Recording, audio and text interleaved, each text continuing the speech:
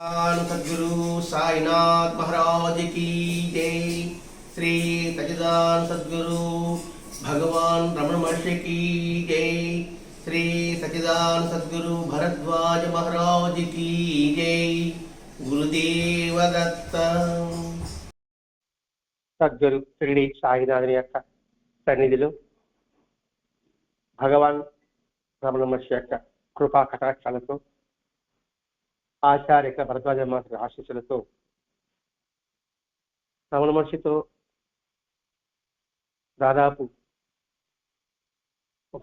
కొన్ని సంవత్సరాలు గడిపిన సూర్యనాగమ్మ గారి యొక్క లేఖల ద్వారా మనకి రమణ మహర్షి గారి యొక్క తత్వము, వారి యొక్క భావాలు, ఇవన్నీ కూడా మనకి జీవితానికి అన్వయించుకోవడానికి ఇటు లౌకికంగా, ఇటు పారమార్థికంగా, ఇటు ఆధ్యాత్మికంగా మూటికి ఎంతో ఉపయోగకరంగా ఉంటుంది. ఒక్కొక్క రోజు ఒక్కొక్క ఉత్తరంలో ఉన్న ఆంతర్యమును లోతుగా పరిశీలించాలి. ఆయన మాటలో ఉన్న అంతరార్థం ఏమిటి, ఆంతర్యం ఏమిటి, అంతరార్థము, ఆంతర్యము, ఈ రెండు మనం పసికట్టాలి. అప్పుడే ఆ ఉత్తరంలోని సారాంశం మనకి అవగతమడానికి అవకాశం ఉంటుంది. ఈరోజు ఆత్మస్వరూపుని సేవ, ఆత్మసేవ 28/11/1945 సంవత్సరం. ఆత్మస్వరూపుని సేవే ఆత్మసేవ అంటే ఇక్కడ సేవ అని ఉంటున్నాం. సేవ అంటే మనం బాహ్యంగానే సేవ అని భావిస్తున్నాం. మనం ఇక్కడ మన దృష్టి అలాగే ఉంటుంది. ఆయన సన్నిధిలో సేవ చేయడము అదే పెద్ద గొప్ప సేవ అనుకుంటున్నాం.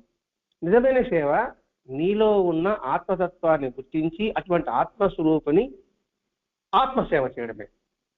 ఆత్మస్వరూపుడు అంటే నాలో ఉన్న ఆత్మే అందరిలోనూ, అన్నిటిలోనూ, అన్ని ప్రాణుల్లోనూ, అన్ని జీవుల్లోనూ ఉంటుంది ఆత్మ.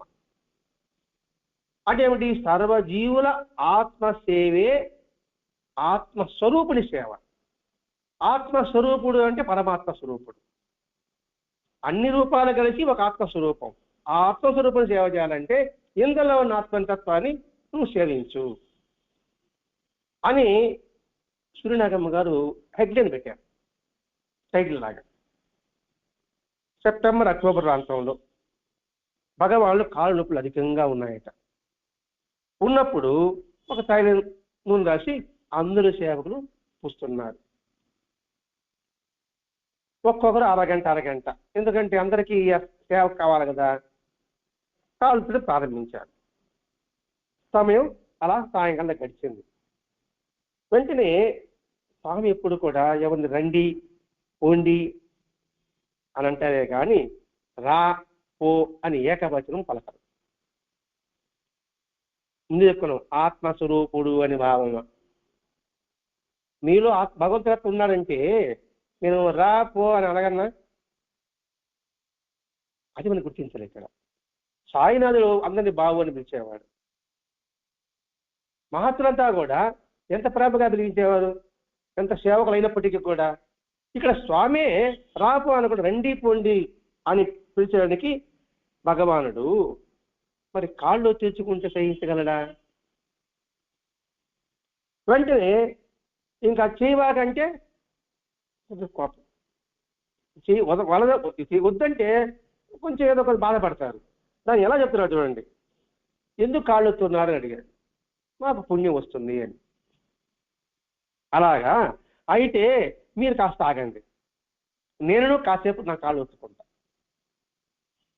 పుణ్యం వస్తుందని చెప్పారు కదా, మీకు పుణ్యం వస్తే నాకు కూడా పుణ్యం కావాలి కదా. నాకు మాత్రం ఆ పుణ్యం కొంచెం రావద్దు. అలా చూడండి, నాకు మాత్రం ఆ పుణ్యం కొంచెం రావద్దు, వద్దని చెప్పినారు అనుకుంటే బాధపడతారు. అంటే ఎలా చెప్తున్నారు చూడండి, నొప్పించకుండా మాట్లాడతారు మహాత్ములు. ఏ మాత్రాన్ని చూడండి, ఇప్పుడు బాబా చేతుల్లో ఒక్కొక్క లీల ద్వారా బాధ పెట్టే విధంగా ఉండదు, అందులో భావం గుర్తించే విధంగా ఉంటుంది. భరద్వాజ మాస్టర్ గారు కూడా సత్సంగ ప్రవచనాల్లో కూడా ఆయన యొక్క బోధక ఎట్లుంటాయంటే మనిషిని ఆలోచింపజేసేదిగా ఉంటుంది.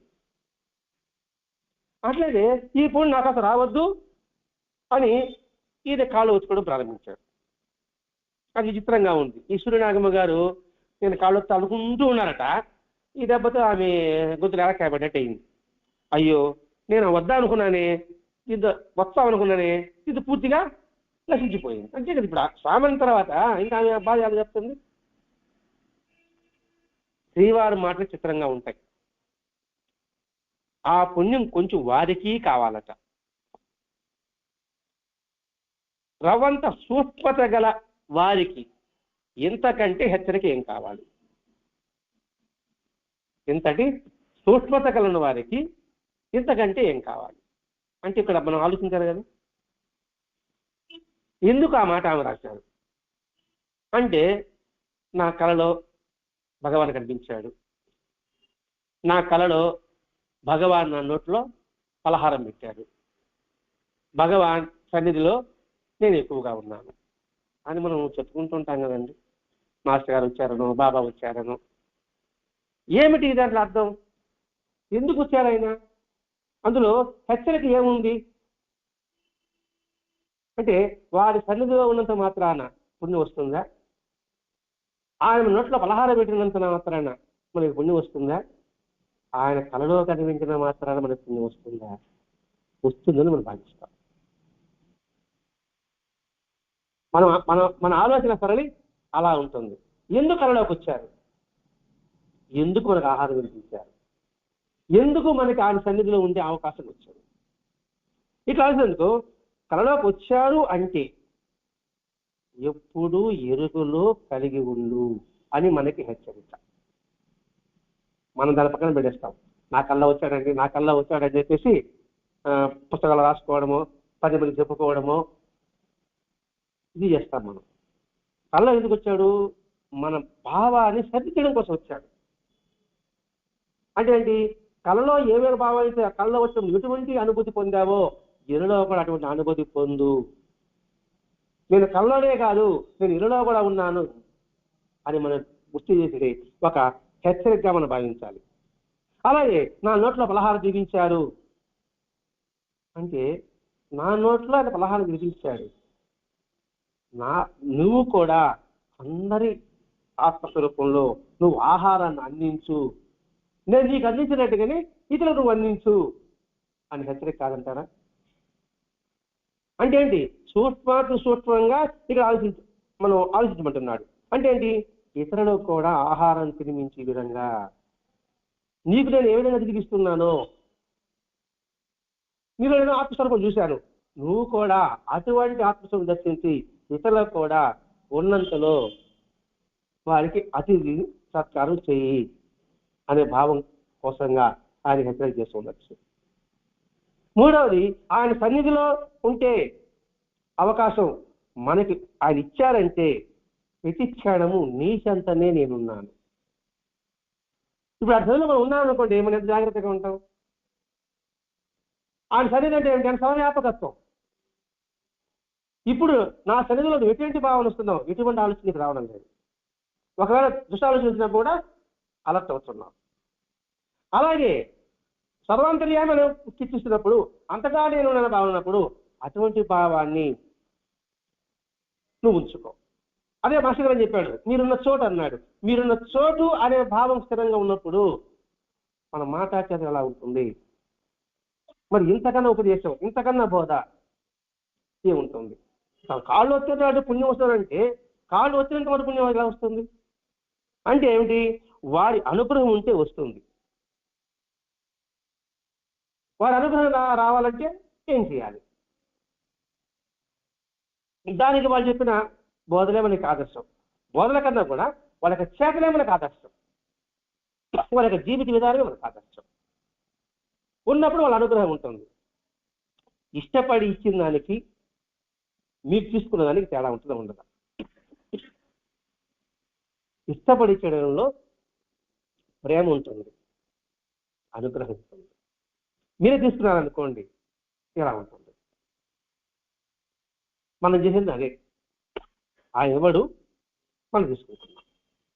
ఇదే స్వామివారు స్నానం చేస్తుంటే స్టడీకి బయట అందరూ గ్లాసులు పెట్టుకుని క్యూగా ఉండరు. అది కూడా రాబోతుంది అనుకుంటున్నాను. ఏంద్రా అందరూ చూసుకోమంటే ఆయన స్నానం చేసి నీళ్ళు పట్టుకుని తాగడానికి వాళ్ళు ఉన్నారు. అప్పుడు ఆయనే చెప్పాడు, ఒరే నా ఒంటి మీద నీళ్ళు తాగితే నీకు పుణ్యం వచ్చేట్టుగా నువ్వు నా గోచికి రావాలన్నాడు. అంతే కదా. అంటే ఇది మూఢత్వం. ఇది ఆయన ఒంటి మీద నాకే మనకే వస్తుంది, ఆయన అనుగ్రహం ఉంటే వస్తుంది. ఇలా భౌతికంగా సేవ చేసే పుణ్యం ఎలా వస్తుంది? మానసికంగా భగవాన్ మనకి హెచ్చరిక చేస్తున్నాడు. ఇలా అని మనం గుర్తించాలి. అదే కదా పరహితం పుణ్యం అంటే. ఇప్పుడు హెడ్డింగ్ ఏంది? ఆత్మస్వరూపాన్ని సేవ, ఆత్మసేవ అంటే పరహితమే పుణ్యం. పుణ్యం బాహ్యంగా చేస్తే కాదు, మానసికంగా కూడా అందరూ బాగున్నాను అని భావించడం కూడా అది సేవరా. అంటే రవంత సూక్ష్మం గల వారికి, రవంత సూక్ష్మం గల వారికి ఇంతకంటే హెచ్చరిక ఏం కావాలి? ఆ రోజుల్లో అక్కడ నివాసం ఉంటుంది జడ్జి, బాగా 60 దాటింది, 70 సంవత్సరాలు అడుగు పెట్టాడు. స్వామి నేను కూడా మీ గురుపాద సేవలో నాకు భాగం ఇవ్వండి అన్నాడు. ఓహో అలాగా, సరి ఆత్మై గురువు అన్నాడు. అంటే ఆత్మ సేవ చేసుకుంటే గురు సేవ చేసినట్లే అని చెప్పాడు ఆయనకి. ఇప్పటికే మీకు 70 ఏళ్ళు దాటాయి, మీరా నాకు సేవ చేసేది. వయసు దాటి 70 సంవత్సరాలు. ఇప్పుడున్నంత ఆరోగ్యం అప్పుడు ఎలా ఉంటుందండి? అప్పుడు 60-55 వస్తేనే ఒళ్ళు ముడతలు పడిపోతుంటాయి. మా తాతలు చూసి అర్థమైపోతుంది అనమాట. ఇప్పుడు మనం టాబ్లెట్స్ వాడడం వల్ల 80 అయినా కూడా కొంచెం ఉత్సాహంగా ఉండగలుగుతున్నాం. ఇప్పటికే వృద్ధుడు చాలు, ఇకనైనా ఆత్మసేవ చేసుకోండి. పలకకుండా ఊరికే ఉంటే అంతే చాలు, మౌనంగా ఉంటే అంతే చాలు అని అన్నాడు భగవాన్. సరిగా విచారిస్తే ఇంతకన్నా ఉపదేశం ఏముంటుంది? పలకకుండా ఉంటే చాలక వీలవుతుందా? మౌనంగా మాటలో ప్రజల పలకవచ్చు కాదు, కానీ లోపల ఎన్ని ఆలోచనలు, ఎన్ని భావాలు. ఇప్పుడు నువ్వు శారీరకంగా నాకు సేవ చేస్తానంటున్నావు, ఇప్పటికే నీ శరీరం సృష్టింప దిశలో ఉంది. కాబట్టి నిశ్చలంగా నువ్వు ఉన్న చోటకే నువ్వు కూర్చుంటూ ఆత్మే గురు స్వరూపంగా దర్శించి దానినే ధ్యానిస్తూ ఉండు. అట్లా ఉండడం భగవానికి ఆయనకి సహజమైంది, కానీ మన గొడ్డలకి ఎలా సహజం అవుతుంది? ఎంత తప్పించినా ఆ స్థితి రాలేదే. శ్రీవారి కరుణ మీద ఆధారపడ కంటే మేలేముంది? ఇది ఈ సమాధానం. ఇంతవరకు ఆ స్థితి నాకు రాలేదు. ఏది? మౌనంగా ఉండడం. వీటైనా పక్కన పెట్టేస్తే శ్రీవారి కరుణ మీద ఆధారపడడం కంటే చేయగలిగేది ఏముంది? ఇక్కడ ఆధారపడడం అంటే శరణాగతి. వివిధ ధ్యానము యోగములు శరణాగతి. శరణాగతి మించిన స్థితి ఇంకేముండదు అని వాళ్ళ అన్నగారు రాస్తున్నారు అనమాట. అంటే ఏంటి? ఆయన కరుణ మీద ఆధారపడడం కంటే చేయగలిగేది ఏముంది? ఇంకా ఆయన కరుణ మీద ఆధారపడంటే ఏం చేయాలి? ఇప్పుడు చెప్పుకోవడం, నిరంతరం కూడా ఆత్మతత్వాన్ని, నీలో ఉన్న భగవతత్వాన్ని నువ్వు నిరంతరం గుర్తించు, సేవించు, ఆరాధించు. సర్వము ఆయనకు అప్పగించు. ఎప్పుడైతే ఆయనకు అప్పగిస్తావో, ఇప్పుడు బాబా చెప్పినప్పుడు సద్గురుకు పద్గాలు అప్పగించిన తర్వాత చింతకు తాగులేదు. ఎప్పుడైతే శరణాగతిన తర్వాత ఆయన వంగతాడు. మనం ఎప్పుడైతే వంగామో ఆయన వంగతాడు, వంగి చేతులు పైకి లేపుతాడు. అంటే ఏంటి? మనకు సులభమైన మార్గం ఏంటి? భక్త్య శరణాగత. భక్తి సేవ చాలా కష్టం. చిన్న పొరపాటు వచ్చినా కూడా చాలా ఇబ్బందికరం అవుతుంది. సేవలో చిన్న పొరపాటు చేసామనుకోండి, చాలా ఇబ్బందికరం అవుతుంది. అది శరణాగతి అనుకోండి, నువ్వు తప్ప నాకు దిక్కులేదు అనుకోండి, ఇంక ఏ ఇబ్బందులు ఉండవు అని వాళ్ళ అన్నగారు అక్కడ రాశారు. ఇప్పుడు 9వ ఉత్తరం, సమత్వము. 29/11/1945 సంవత్సరం. ఇప్పటికి దాదాపు 1 సంవత్సరం అనుకుంటున్నా. రామచంద్ర గారు ఒక ఆయుర్వేద వదిలిచ్చారు.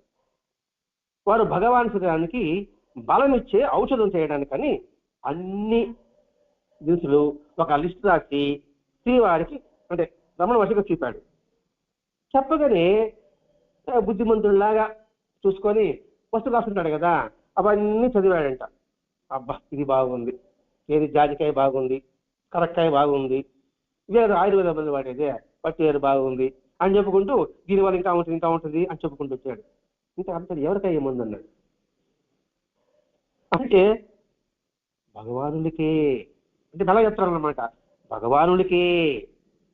సరే సరే, పెద్ద జాబితా ఇచ్చారు కానీ కాసులు ఎక్కడికి పోయేది? చీటీ ఇచ్చావు, కాసులు ఎక్కడికి పోయేది అన్నాడు. 10 రూపాయలు అవుతుంది, నేను ఎవరిని అడుక్కోవాలా? నేను ఎవరిని అడుక్కోవాలా? 10 రూపాయలు అవుతుంది. అప్పుడు 10 రూపాయలు అంటే కొత్త 40 స్కూటర్ అంటే ఎవరిని యాచించేది? స్వామి ఇదంతా ఎవరికి స్వామి అన్న. ఏది ఆశ్రమాన్ని చూపిస్తే ఇదంతా పెద్దగా ఇదంతా ఎవరు స్వామి అన్నప్పుడు, ఓహోహో సరే సరే నాకేముంది, కానీ కానీ అంటే పైసా. ఇప్పుడు కానీ కదా, కానీ అంటే కానీ అని అర్థం కాదు ఇక్కడ. కానీ కానీ అంటే పైసా. పోయి సర్వాధకని అడగవలసింది కదా నేను. అక్కడికి అవసరం అయితే ఆ మఠానికి పెద్ద ఉన్నాడు కదా, అది కదా నేను అడగాలి. ఎవరు అడుగుతారు ఇప్పుడు? గంట కొట్టగానే పోతే పట్టేటంటే పెడతారు. కాస్త ఆలస్యమైందంటే తలుపు వేస్తాం. ఇప్పుడు కూడా అంతేనండి. టైం ప్రకారం టైం 7 గంటల టిఫర్ అంటే 7 గంటల 1 నిమిషం తలుపు వేస్తాం. ఇప్పుడు మనం పంపించడం లేదనుకోండి, ఫస్ట్లో మొట్టమొదటిపోయినప్పుడు 7-1 నిమిషం అయినా సరే ఇలా పోయిన అవకాశం లేదు. అది చెప్తున్నాడు. అందరితో పాటు తిరిగి వస్తాను నేను.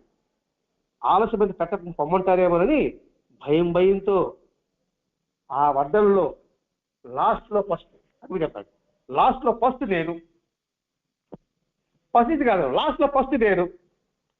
పాపం వైద్యులు ఇవన్నీ వేసి నిద్రపోయి ఊరికే జాబితా చూపించారే కానీ దినుసులు నేను చేస్తాను స్వామి అన్నాడు. సరేనయ్యా తెస్తావు, సరే ఇది నాకు మంచిది అయితే మీరందరికీ మంచిది కాదా? ఆత్మస్వరం చెప్పాను, దానికి లింక్ పెట్టుకోలేదు. ఇది నాకు మంచిది అయితే మీరందరికీ మంచిది కాదా? నాతో పాటు అందరికి ఇవ్వగలరా అంటే నా వరకు ఇస్తాను అంటే పుణ్యం రావాలన్నా. మరి వీరు ఈ సంగతి వాళ్ళు కూడా మంచిదే కదా. అంటే మిగతా వాళ్ళు గమనింటారా? మాకెందుకు బాబు అంటారు. అంతే కదా స్వామి, మీకు మాకెందుకు బాబు గారు అన్నప్పుడు అంటే తిరిగి పని చేసే వాళ్ళకి బలం వద్దా? పని చేయకుండా గమ్మును కూర్చోవాడికి బలం కావాలా? వీడు ఎలా అంటాడు? పని చేసేవాళ్ళు మీరు, మీకు బలం వద్దా? మీరు గమనించేవాడిని, నాకు మాత్రం కావాలా? చాలా పొండి. ఆ మాట ఎలా ఉంటుంది చూడండి, ఎంత అర్థం ఉంది ఇందులో. అంటే ఆయన ఒకరికి పెడితే మనకు వచ్చేస్తుంది లబ్ధి, మిగతా వాళ్ళకి ఏంటి? అదే కదా స్వాధీకరణ అంటాడు. ఒరే గుడి బయట అనుమోలాంశం అడిగే వాళ్ళకి వాడికి పెట్టకుండా గుడిదేవులు మాట్లాడి వాడికి నైవేద్యం పెడుతున్నారు అన్నాడు. అర్థమైన భావిస్తాను ఇక్కడ. అంటే సమత్వము అనే పదం వచ్చింది కాబట్టి మనం చెప్పుకున్నాం. కపిల మహర్షి ఏం చెప్పాడు? పూజ అందరిలోని భగవంతుని దర్శించి పూజ చేయాలని ఏమని చెప్పాడు? తగు విధంగా గౌరవించు, స్నేహభావాన్ని పెంచు, ఉన్నంతలో అవకాశం ఉంటే వారికి సహాయం చెయ్యి, అందరినీ సమత్వంగా చూడు అని కపిల మహర్షి చెప్పాడు కదండి. అదే చెప్తున్నాడు ఇక్కడ. కాబట్టి చాలాసార్లు పొండిగా అన్నాడు. సరే, ఇంకొక ఇంగ్లీష్ మందు ఆయన కొనిచ్చాడు. శ్రీనివాసరావు అంట, మంచి బలం ఇచ్చే మందు తీసుకొచ్చాడు. భగవాన్ మీరు పుచ్చుకుంటే మంచిదిన్నారు. అవునండి, మీది మంచిదే, మీరు ధనవంతులు, ఏదైనా తినవచ్చును, నేనా బిచ్చగాడిని, అంత ఖరీదుల మందులు నాకెట్లా వస్తాయి? భగవాన్ అన్నీ వద్దంటారు కానీ తినేటట్టయితే రావా? పోని మందులు కాకుంటే నూనె, మందులు కాకుంటే మాని బలమైన ఆహారాన్ని తినకూడదా? అరవిందులు చూడండి, ఉపమసుడు పాలు పళ్ళు బాదము మొదలైన తిని బలిష్ఠులే ఉన్నారు, వారి భోజనమే ప్రత్యేకం అన్నాడు డాక్టర్. చూడు ఎలా చెప్తున్నాడు.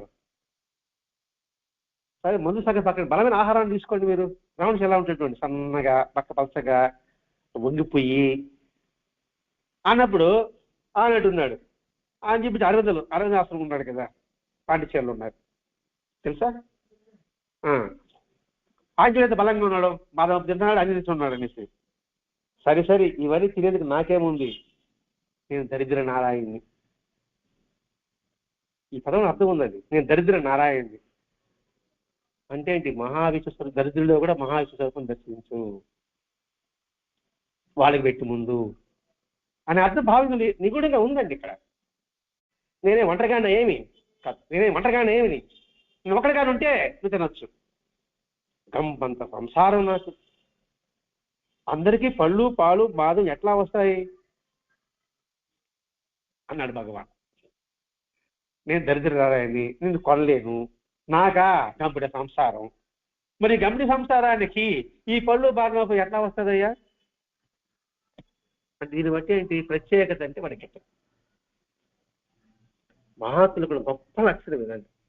నిజమైన మహాత్ములు అంటే ప్రత్యేకంగా చూడమంటే అసలు గిట్టదు. అందరిలో మనము ఒక సమానం. బాబా చేతుల్లో కూడా మహాసాబ్ కాళ్ళు బీసుకునేటప్పుడు ఏమన్నాడు మహాసాబ్? అయ్యో సాబ్ అంటే నేను మీలాంటి వాడినేరా అని బాబా అన్నాడా లేదా? ఎందుకు బాబా గురించి వివరించుకుంటున్నామంటే మహాత్ముల తత్వం ఎలా ఉంటుంది అని మనం గ్రహించాలండి. ఇక్కడ ఏమైనా తిరుమణాలు వస్తే అందరికీ పెట్టి తమకు పెట్టకున్నా సంతృప్తిగానే ఉంటుందట ఆయనకి.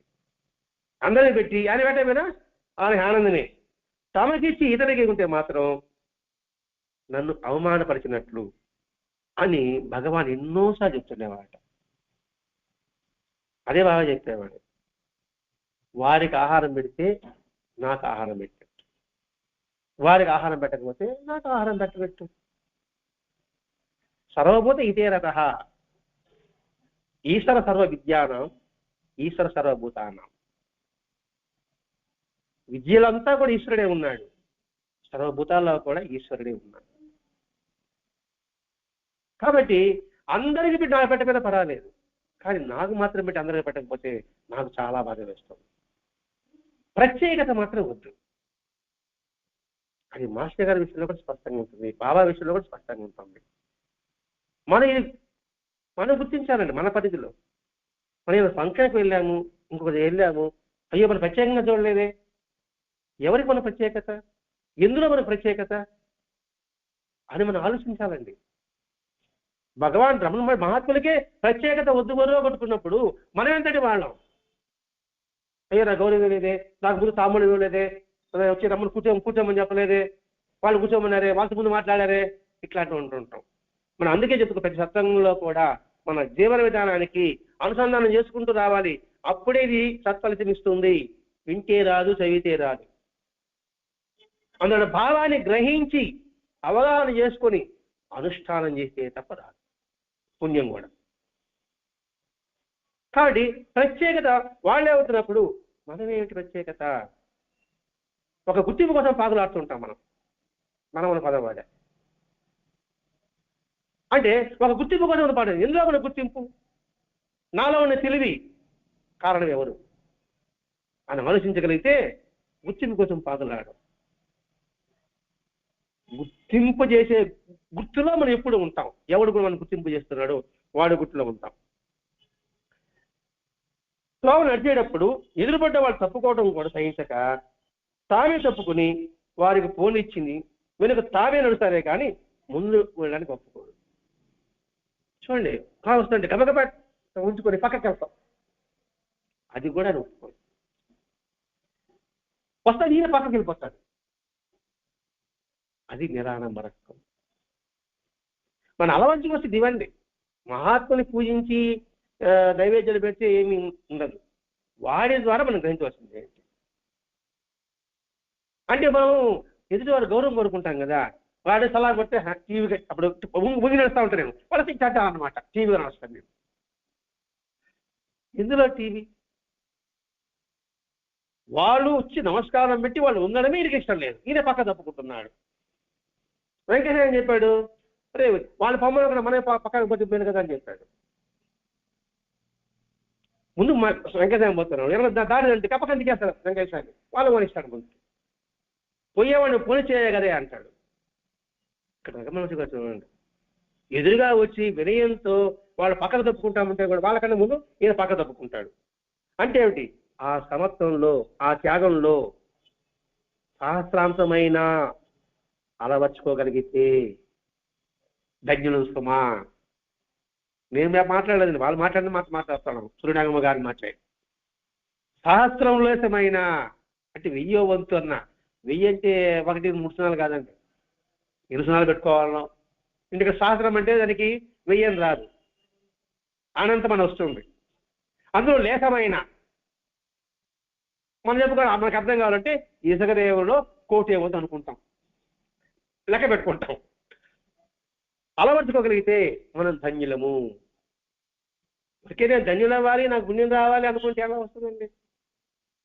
వాడి ద్వారా మనం ఏం నేర్చుకున్నాం, ఏం అలవర్చుకున్నాం, ఏం అనుష్ఠించాం, ఇది నిరంతరం ప్రశ్నించుకోవాలండి. అందుకే అంటారు, అటు బైబిల్లో కావచ్చు, ఇటు ఇస్లాంలో కావచ్చు, ఇటు హిందూలో కావచ్చు, మనం పడుకునేటప్పుడు మన ఏదైనా కార్యక్రమం అంతా పూర్తి చేసుకుని మనం ఏది తప్పు ఒప్పు చూసుకుంటూ అటువంటి పొరపాటు రేపు చేయకుండా ఉండడం అనుగ్రహించి కాక అని పడుకోవాలట. వారి అభిప్రాయం తెలియక నా వంటి మందమతులు ఆహార విషయంలో వారి యందు ప్రత్యేక చూపితే క్షమామూర్తులు కనుక చాలా బాగా సహిస్తారు. కానీ నన్ను చెప్తున్నా, ప్రత్యేకజనుడికి ఆయన క్షమామూర్తులు కాబట్టి చాలా వరకు సహిస్తారు. కానీ మితిమీరితే మాత్రం విసిగి ఏం చేసేది, వాళ్ళ చెయ్యి పైదయింది, నా చెయ్యి కింద అయింది, వాళ్ళు పెట్టేవాళ్ళు, నేను తినేవాడిని. ఇంకా చెప్పినట్లు విని పెట్టినట్టు తినాలి కదా. ఈ మాటకు అర్థం చేసుకుంటే ఇంకా స్వామి మంది పై చేయి అన్నాడే, ఆయన కింద చేయి అన్నాడే అంటే ఆయన అడుక్కునేవాడు, మనం పెట్టేవాళ్ళమా అని ముళ్ళు గుచ్చుకుంటుంది ఈ ఒక్క వాక్యం శ్రద్ధగా వింటే. కొంతవరకు సహిస్తున్నాడు, సహించకపోతే ఇంకా తినం ఇంకా తినం ఇంకా తినంటే ఎట్లా ఉంటుందండి? మనం చేస్తూ ఉంటాం. పెళ్లి పత్రికల కోసం వస్తారు, వాళ్ళు ఊరికి వస్తారు, మన ఇంటికి వస్తారు, ఇది తిను ఇది తిను ఇది తిను ఇది తిను అంటప్ప. తెలుసుకున్నవాడు నేను అనుభవించాను అనుకోండి, ఏమో మంచిది కావాలా వద్దండి, ఓకే పత్రిక తీసుకొని పంపించేస్తాం. వాడు ఆనందంగా పోతాడు. వాడు ఈ బాగా వచ్చేటప్పటికి ఇక్కడ పోతే పెళ్లికి రాజేమని కూక్కుంటారు, పాపం అడిగి తిట్టుకుంటా పోతా ఉంటారు కారులో. ఇది మనం అందుకే అనుష్ఠించవలసింది ఏంటి, అలవర్చుకోవాల్సింది శాస్త్రలేఖమైన చెప్తున్నాడు ఇక్కడ. అలా ఎదురు చేసి చెప్తున్నాడు. స్వామిత్వం అంటే ఇది అని మీరంతా నేర్చుకోవచ్చు, తెలిసిందా అన్నాడు. మళ్ళా స్వామిత్వం అంటే స్వామి పట్ల భక్తిభావం కలిగి ఉండడం, సేవకత్వం కలిగి ఉండడం. మీరు యజమానులు అయిపోయారు కాబట్టి మీరు ఇస్తే నేను తినాలి, అది సేవత్వం. ఇది నేర్చుకోవాలి కదా. దెబ్బకు కొట్టాడండి ఇక్కడ, దెబ్బ కొట్టాడు. అవును, మరి స్వామిత్వం అంటే మీరంతా నేర్చుకోవచ్చు, తెలిసిందా?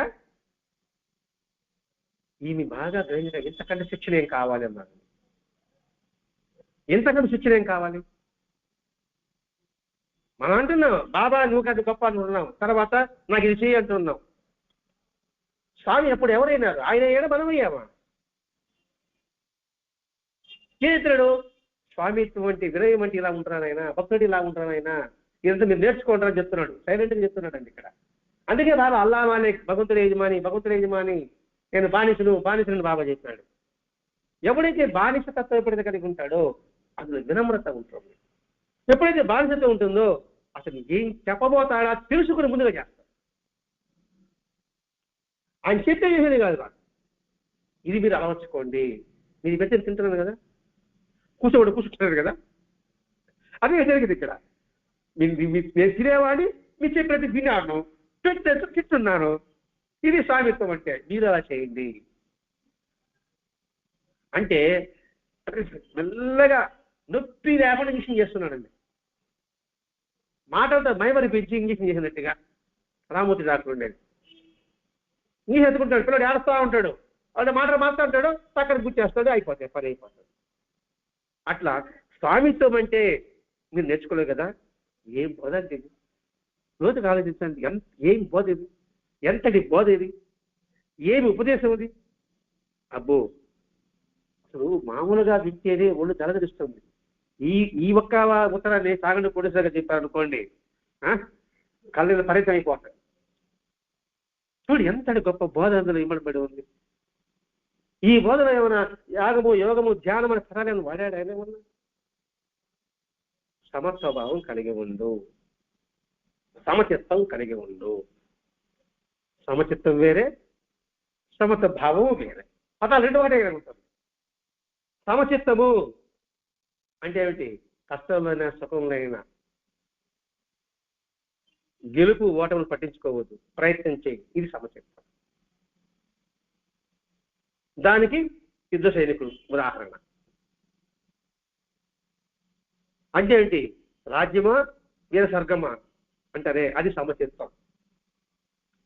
సమభావం, అందరి పట్ల కూడా ఒకే భావం కలిగి ఉండు. ఇదండి రమణుడి గొప్ప బోధ అండి. నిజంగా ఈ బోధలో ఇప్పుడు ఇది ఈ రెండు చెప్పుకున్నాం, రెండు ఉత్తరాలు చెప్పుకున్నాం. ఈ రెండు ఉత్తరాలు ఎంతటి అర్థం భావం మనకి ఇమ్మడిపడి ఉంది. పుణ్యం ఎలా వస్తుందని చెప్పాడు ఒక ఉత్తరంలో. ఇప్పుడు సమచిత్తము, సమభావము ఎలా కలిగి ఉండాలని చెప్పాడు. వినయంగా ఎలా ఉండాలని చెప్పాడు. అందరి పట్ల ఎలా ప్రవర్తించాలని చెప్పాడు. ఎక్కువ తక్కువ తేడా అనేది భావం నీలో రాకుండా ఉండడానికి చెప్పాడు. ప్రత్యేక గౌరవము కావాలి అనుకునే విధానం ఉంటే దాన్ని తొలగించుకోవాలని చెప్తున్నాడు ఇక్కడ. మరి ఎంత బోధ అండి ఇందులో? భగవాన్ రమణమహర్షి యొక్క బోధగా సూర్యనాగమ్మ గారు మనకు అందించిన గొప్ప ఉపదేశం. సత్తు సద్గురు సాయినాథ్ మహారాజ్ కీ జై. శ్రీ సచ్చిదానంద సద్గురు భగవాన్ రమణ మహర్షి కీ జై. శ్రీ సచ్చిదానంద సద్గురు భరద్వాజ మహారాజ్ కీ జై. గురుదేవ దత్త.